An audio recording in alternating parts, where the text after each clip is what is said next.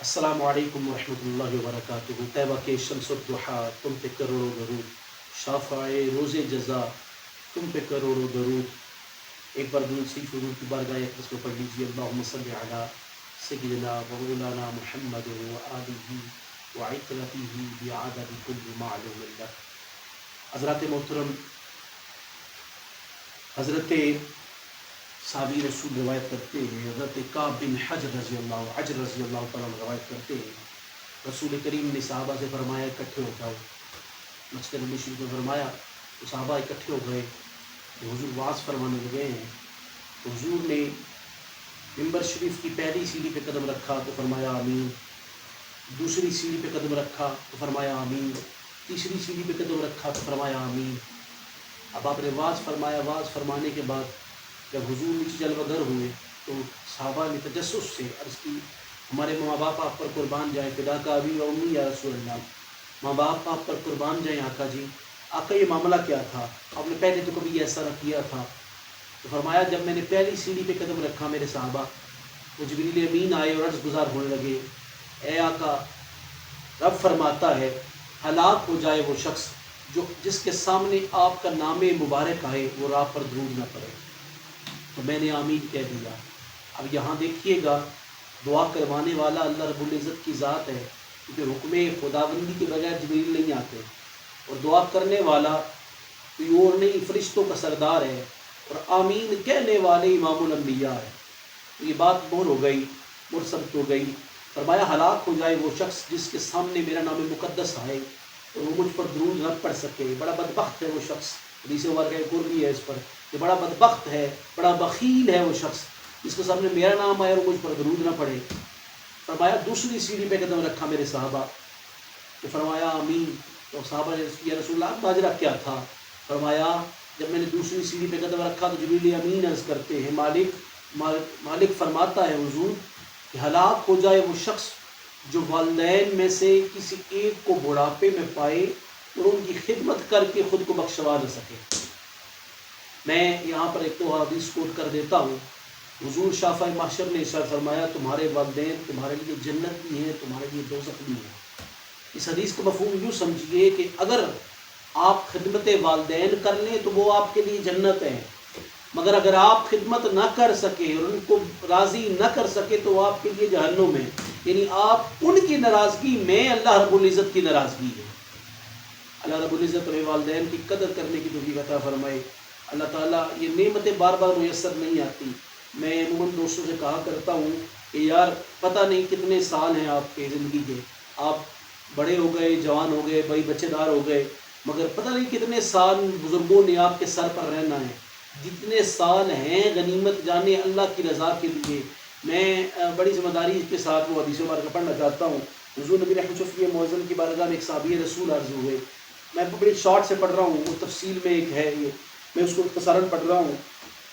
صحابی رسول حاضر ہوئے، یا رسول اللہ میرے والد جو ہے میری جیب سے مال نکال لیتا ہے، میری کمائی ہے، تو حضور کو مہربانی فرمائے۔ بلایا گیا، اب بوڑھے صحابی چل کر حضور کی بارگاہ میں آ رہے ہیں، وہ اپنی وہ اونٹ جس کے سہارے آتے ہیں، کھونی کے سہارے یا عصا کے سہارے وہ چل کر آ رہے تھے۔ عصا کے سہارے چل کر بارگاہ مصطفی میں آئے اور رونے لگے، یا رسول اللہ قربان جاؤں، آقا یہ چھوٹا تھا، یہ بول بھی نہیں سکتا تھا، یہ جو بولنا اس نے شروع کیا، پھر جب اس نے جو مانگنا شروع کیا میں نے اس کو دیا، یہ جو بھی پوچھتا تھا میں 1 مرتبہ نہیں 10 مرتبہ پوچھتا تھا تو میں اس کو بتا دیتا تھا۔ حضور اس نے جو بھی مانگا میں نے دیا، آج میں بوڑھا ہو گیا ہوں، اگر میں نے اس سے اتنا مال لے کچھ مال لے لیا ضرورت کے تحت تو حضور آج آپ کی بارگاہ میں شکایت لے کر آ گیا ہے۔ حضور نبی رحمت سے صحابہ باتیں روایت کرنے والے صحابی عرض کرتے ہیں کہ حضور زارو قطار رونے لگے، اور حضور روتے روتے فرماتے ہیں اے صحابی رسول سن لے، اور یہ پیغام صرف صحابی رسول تک نہیں تھا، قیامت تک کے مسلمانوں کے لیے تھا۔ فرمایا میرے صحابہ سن لو، تم اور تمہارا مال تمہارے باپ کا ہے، یعنی جو تم مال کماتے ہو یہ مت سمجھو کہ تمہارا ذاتی ہے، یہ تمہارا مال تمہارے باپ کا ہے، تمہارے والدین کا ہے۔ تو والدین سے منہ کترانے والوں، والدین سے کہنے والوں کہ جناب میں نے آج کمائی کر لی تو تم کہتے ہو میں نے بڑی کمائی کر لی، ان کو پتہ ہی کوئی نہیں، ارے تمہارا مال نہیں ہے۔ فرمان مصطفیٰ کریم صلی اللہ علیہ وسلم کے ماتحت تمہارا مال تمہارا نہیں تمہارے والدین کا ہے. تو والدین یہ نہیں، میں عموماً ایک بات کہا کرتا ہوں یار، یہ نعمتیں بار بار میسر نہیں آنے والی. وہ ایک شاعر ہیں، وہ کہا کرتے ہیں ابھی سنبھال لو، ابھی سنبھال لو، اس کے بعد نہ سنبھلوں گا، کیونکہ یہ سہارے تمہیں پھر میسر نہیں آنے والے. حضرات محترم، والدین بہت بڑی نعمت ہے. حضور نے ارشاد فرمایا میں نے جب تیسری سیڑھی پہ قدم رکھا تو صحابی نے عرض کی یا رسول اللہ اب ماجرا کیا تھا؟ صحابہ نے پوچھا، تجسس بیان کیا. حضور نے فرمایا میرے صحابہ، میں نے تیسری سیڑھی پہ قدم رکھا، جبریل امین عرض کرتے ہیں یا رسول اللہ ہلاک ہو جائے وہ شخص جو ماہ مقدس کے مقدس مہینے تو پالے، یعنی ماہ مقدس کا مقدس مہینہ اس کو مل جائے اور وہ خود کو بخشوا نہ سکے. اب دعا کرنے والے حضرت جبریل امین ہیں، دعا کروانے والا اللہ رب العزت کی ذات ہے، اور آمین کہنے والے کوئی اور ہستی نہیں، امام الانبیاء کی ذات ہے. تو حضرات محترم، وہ اس سے بڑی بدبختی کیا ہوگی کہ ماہ مقدس کا مقدس مہینہ ہو اور آپ رمضان کے روزے نہ رکھ سکیں. میں نے پچھلی ایک ویڈیو میں کہا تھا کہ حضور کے صحابہ، حضور کے لجپال صحابہ، پیارے صحابہ تپتے ہوئے سے، آج آپ مدینہ مکے چلے جائیں نا تو آپ جو تھوڑی دیر اس تپتے ہوئے صحرا میں کھڑا نہیں ہونے ہوتا، آپ ڈھونڈتے ہیں یار روم جو ہے وہ اے سی والا ملے اور اس میں چلا جاؤں، مجھے فٹافٹ روم میں پہنچایا جائے. یا حرم شریف میں آتے ہیں، وہ ٹھنڈے پنکھے، ٹھنڈی ہواؤں، وہ بڑا سسٹم آج کل ہو گیا ہے ماشاءاللہ، وہ ٹھنڈی ہوائیں دیتے ہیں، پانی پھینکتے ہیں، آپ کہتے ہیں بس اس ٹھنڈک میں آ جاؤں، آپ سے تھوڑی دیر گرمی برداشت نہیں ہوتی. تو میرے حضور کے صحابہ دوپہر کو مزدوری کر کے بھی رات کو افطار کر دیا کرتے تھے، دوپہر کو روزہ رکھا کرتے تھے، آپ سے تھوڑی سی گرمی برداشت نہیں ہوتی، آپ کہتے ہیں جناب مجھ سے مزدوری، میں نے مزدوری کر دی ہوتی، روزہ نہیں رکھنے ہوتا. حضور کے صحابہ کو دیکھو، تم روزہ رکھ لو اللہ اور اجر عطا فرمائے گا کہ تم ایک اس روزہ رکھ کر اللہ کا فرض ادا کر رہے ہو، دوسرا سنت صحابہ پہ عمل کرو گے تو انشاءاللہ اس پر اور فضل ہو جائے گا. روزے رکھ کے روزہ چھوڑا نہ کرے، بلکہ عموماً میں نے آج کل ایک معاشرہ دیکھ لیا ہے، ہم بے دھڑک ہو چکے ہیں، میں معذرت کے ساتھ، ہم بڑے عجیب ہو چکے ہیں، ہمارا معاشرہ بڑا عجیب ہو چکا ہے. میں اس لیے کہہ رہا ہوں کہ عموماً میں نے معاشرے میں دیکھا ہے وہ پردہ ڈال لیتے اور اس کے پیچھے بیٹھے کھایا جا رہا ہے. یہ معذرت کے ساتھ یہ اسلام کے ساتھ مذاق کر رہے ہیں آپ، اور آپ اپنے آپ کو بغیرت شو کر رہے ہیں معذرت کے ساتھ. مگر اگر آپ روزے دار نہیں ہیں اور روزے دار کے سامنے کھا رہے ہیں تو اس سے بڑی بغیرتی کیا ہوگی. میں بتاتا ہوں آپ کو، کتاب کا حوالہ دیتا ہوں، درۃ الناصحین ہے. ایک مجوسی جو شہر بخارا میں رہا کرتا تھا، ایک مجوسی کا واقعہ بیان کیا جاتا ہے، درۃ الناصحین میں موجود ہے کہ ایک مجوسی تھا، کوئی مسلمان نہ تھا. مجوسی کیا دیکھتا ہے، رمضان المقدس ہے تو اس کا بچہ بازار میں جا کے کوئی چیز کھا رہا ہے، تو مجوسی سے یہ گوارا نہ ہوا، اس نے جا کے چماٹ مارا اپنے بیٹے کو، پٹکا تھپڑ مارا، اس کے منہ پہ رسید کیا. تو اس نے کہا ابا مجھے کیوں مارتے ہو، میں کون سا روزے سے ہوں، میں کون سا مسلمان ہوں. کہا تم مسلمان تو نہیں، تم روزے سے تو نہیں، مگر مجھے حیا آتی ہے کہ مسلمان وہاں روزہ رکھے اور میں ان کے سامنے کھاؤں. یہ مجوسی تھا مگر اس کو غیرت عزت رمضان تھا، عزت رمضان بھی تھا اور غیرت مسلم بھی تھی. اللہ رب العزت نے بعد میں ایک اللہ کے ولی نے دیکھا، کیا دیکھا کہ وہ جنت میں پھر رہا ہے. کہا تو مجوسی جنت میں پھر رہا ہے. کہا اللہ نے مجھے بخش کیا صرف اس وجہ سے کہ میں نے اسلام کے ایک رکن کا حیا کیا تھا. حضرات محترم، اگر غیر مسلم حیا کرے تو اللہ اس پر فضل فرما دے. میں کہتا ہوں اگر آپ غیرت نہیں کھائیں گے تو کون کھائے گا. آپ مسلمان ہونے کے ناطے معذرت کے ساتھ، مگر رمضان کے روزے آپ پر فرض کیے گئے ہیں.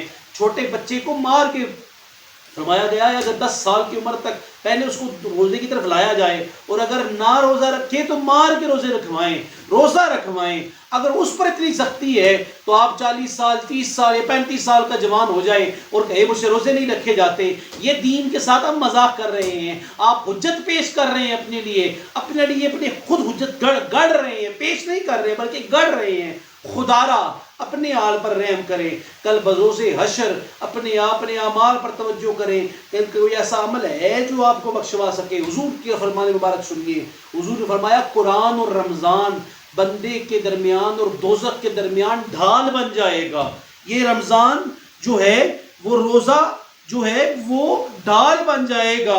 تو یہ اتنا مقدس مہینہ، یہ اتنا مبارک مہینہ اور اتنی مبارک چیز جسے آپ چھوڑ دیں اور آپ جو ہے وہ اس معاملے پر توجہ نہ کریں.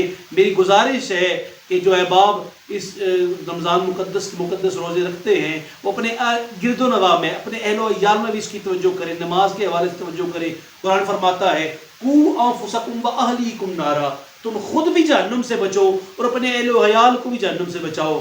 میں عموماً کہا کرتا ہوں جب نماز پڑھتے ہو خود تو گھر میں ہر بندے سے پوچھنا آپ کی ذمہ داری ہے کہ آج تم نے نماز پڑھی ہے یا نہیں پڑھی، اور دیکھنا بھی آپ کی ذمہ داری ہے کہ اس نے واقعی پڑھی ہے یا آپ کے ساتھ جھوٹ بول رہا ہے۔ آپ اس ذمہ داری کو نبھائیں، یہ نہ ہو کہ کل بروز حشر آپ کی اولاد آپ کا گریبان پکڑے کہ ابا جی آپ نے تو مجھے نہیں کہا تھا نماز پڑھنے کے لیے، آپ نے تو مجھے نہیں روکا تھا، میں فلاں غلط کام کی طرف اس وقت چلا جاتا تھا، نماز کے وقت باہر پھرنے چلا جاتا تھا، گھومنے چلا جاتا تھا، مگر آپ تو نہیں کہتے تھے، آپ ذمہ دار ہیں، میں ذمہ دار نہیں، روکنا تو آپ نے تھا۔ کل بروز حشر وہ آپ کا گریبان پکڑے۔ اس سے بہتر یہ ہے کہ آج اس معاملے پر توجہ کر لیں۔ حضرات محترم، حضرت سیدنا ابو ہریرہ روایت کرتے ہیں رسول کریم نے ارشاد فرمایا، بخاری مسلم کی حدیث مبارکہ ہے، بخاری مسلم میں موجود ہے، ابو داؤد شریف میں موجود ہے، ترمذی شریف میں موجود ہے، بخاری شریف کی جلد 1 ہے، صفحہ 255 ہے۔ حضرت سیدنا ابو ہریرہ روایت کرتے ہیں رسول کریم نے ارشاد فرمایا، جو شخص روزے کی حالت میں بری بات سے اور بری زبان سے باز نہ آئے اور وہ بری باتوں پر عمل کرنا ترک نہ کرے تو اس شخص کے بھوکے اور پیاسے رہنے کا اللہ کو کوئی فائدہ نہیں ہے۔ بات سمجھیے گا، اب آپ روزہ بھی رکھیں، اللہ کی رضا کے لیے چلے بھی، اور پھر دوپہر کو جناب جو زبان میں آئے بولتے چلے جائیں اور حیا نہ کرے روزے کا، تو پھر معاملہ کوئی فائدہ نہیں ہے۔ حضور کی حدیث کے مطابق آپ کے اس روزے رکھنے کا کوئی فائدہ نہیں ہے، بھوکے پیاسے رہنے کا فائدہ نہیں ہے۔ روزہ تو یہ ہے کہ زبان سے بھی پاک رہا جائے، دل سے بھی پاک رہا جائے، ہر نفسانی خواہش سے بھی پاک رہا جائے۔ یہ نہیں ہے روزے کی حالت میں باہر بازار میں بجوان پھرتے رہیں اور ادھر ادھر دیکھتے رہیں، نہ، زبان سے بھی پاک رہا جائے، آنکھ سے بھی پاک رہا جائے۔ آنکھ کی پاکیزگی یہ ہے، آنکھ کی طہارت یہ ہے کہ آنکھ کی زنا سے بچا جائے، آنکھ کی طہارت یہ ہے، زبان کی طہارت یہ ہے کہ زبان کی زنا سے بچا جائے، یعنی زبان سے بری بات کہنے سے بچا جائے۔ حضرات محترم، اپنے اعمال پر بھی توجہ کریں۔ ہاں، یہ مقدس مہینہ ہے، یہ مقدس مہینہ لعلکم تتقون، تقوی سکھانے آتا ہے۔ دیکھیں نا، آپ رمضان المقدس میں مقدس وقت میں سحری کرتے ہیں، اللہ نے حضور کا فرمان موجود ہے، حضور فرمان مبارک موجود ہے کہ سحری میں برکت ہے، آپ سحری کرتے ہیں اور اللہ رب العزت اس میں برکت عطا فرماتا ہے، رحمت ہے، برکت ہے۔ مگر میں گزارش پیش کیا کرتا ہوں، سحری کھانا خود میں برکت اس لیے ہے کہ آپ تو 9-10 بجے یا 8 بجے یا 7 بجے اٹھ کر کھانا کھایا کرتے تھے، ناشتہ کیا کرتے تھے۔ آج جو ہے فجر پڑھ کے سو جایا کرتے تھے، کئی بار سوتے ہیں، کئی جو ہے وہ 9-10 بجے ناشتہ کرتے ہیں، کئی 8 بجے کرتے ہوں گے۔ میں کہہ رہا ہوں آپ اس وقت ناشتہ کیا کرتے تھے، منہ عادت یہی ہے، آپ اس وقت ناشتہ کیا کرتے تھے۔ آج آپ اٹھے ہیں تو اللہ کی رضا کے لیے اٹھے ہیں نا۔ اگر آپ نے آج رات کو قیام کیا ہے تو اللہ کی رضا کے لیے کیا ہے نا۔ اگر افطار کیا ہے تو اللہ کی رضا کے لیے کیا ہے۔ کوشش کریں نیت خاص رکھیں، اس کی رضا کی رکھیں، اس کا ثواب بھی ملے گا۔ اور دوسرا، اگر آپ یہ کم کر رہے ہیں، اتنا پورا دن روزے میں رہ رہے ہیں، تو اپنی زبان کو بھی پاک رکھیں، اپنے اعمال کو بھی پاک رکھیں۔ میں عموماً گفتگو نوجوانوں سے کیا کرتا ہوں، میں معذرت چاہتا ہوں کہ میری کوئی بات بری لگی ہو تو میں معذرت خواہ ہوں، اور اگر ہاں کوئی بات غلط کہہ گیا ہوں تو یہ میری نفس کی غلطی ہے، یہ میری غلطی ہے، اور اگر کوئی بات اچھی زبان سے نکل گئی ہو تو یہ اللہ کی عطا ہے، حضور کی نگاہ ہے، اور میرے مرشد مبارک کی خاص دعا ہے۔ اللہ رب العزت آپ سب کو سلامت رکھے۔ اگر فیس بک پر دیکھ رہے ہیں تو فالو کرنا مت بھولیے گا، اگر یوٹیوب پر دیکھ رہے ہیں تو سبسکرائب کرنا مت بھولیے گا۔ آپ کا لائک کرنا، سبسکرائب کرنا ہمیں موٹیویشن دیتا ہے اور اگلی ویڈیوز بنانے کی ایک ہمت باندھتا ہے، یہ ایک ہمت ہوتی ہے۔ اللہ آپ سب کو سلامت رکھے، اللہ آپ سب سے راضی ہو۔ السلام علیکم ورحمۃ اللہ وبرکاتہ۔